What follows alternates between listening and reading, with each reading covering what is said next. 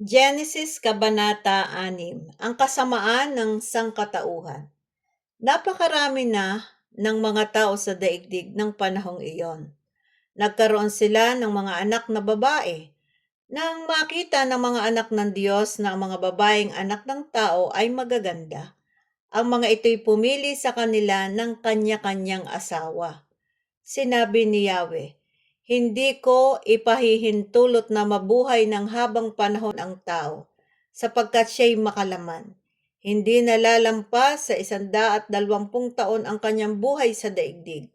Nang panahong iyon, may mga higante sa ibabaw ng lupa. Sila ang naging bunga ng pakikipagtalik ng mga anak ng Diyos sa mga anak ng tao. Ang mga higanting iyon ay tinanghal ng mga dakilang bayani at tanyag na tao noong unang panahon. Nakita ni Yahweh na laganap na ang kasamaan ng tao sa daigdig at puro kasamaan na lamang ang palaging nasa isip nito. Kaya't labis na ikinalungkot ni Yahweh na nilikha pa niya ang tao. Sinabi niya, lilipulin ko ang lahat ng taong aking nilalang. Lilipulin ko rin ang lahat ng hayop at mga ibon. Ikinalulungkot kong nilalang ko pa ang mga ito. Ngunit si Noe ay naging kalugod-lugod kay Yahweh. Ito ang kasaysayan ni Noe. Matuwid at mabuting tao si Noe nung kanyang kapanahunan. Namuhay siya ayon sa kalooban ng Diyos.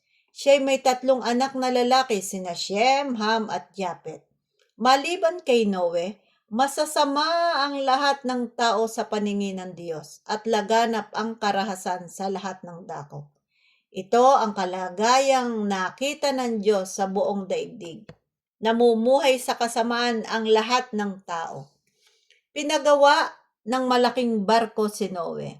Sinabi ng Diyos kay Noe, napagpasyahan ko nang lipulin ang lahat ng tao sa daigdig.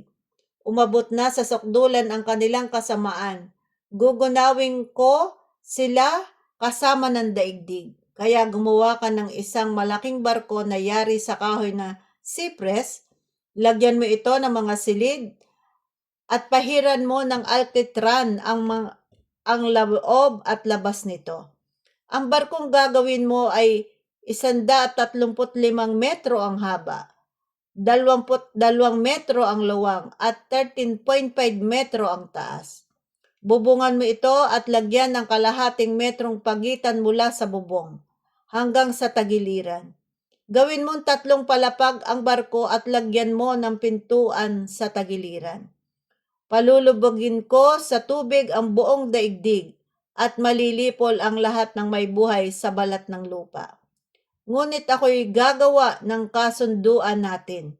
Isama mo ang iyong asawa at mga anak na lalaki, pati mga asawa nila at pumasok kayo sa barko. Magsakay ka ng isang lalaki at isang babae ng bawat uri ng hayop at ibon upang magpatuloy ang lahi nila.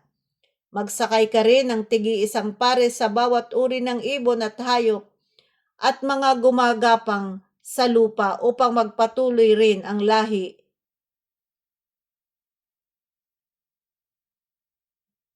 ng mga ito.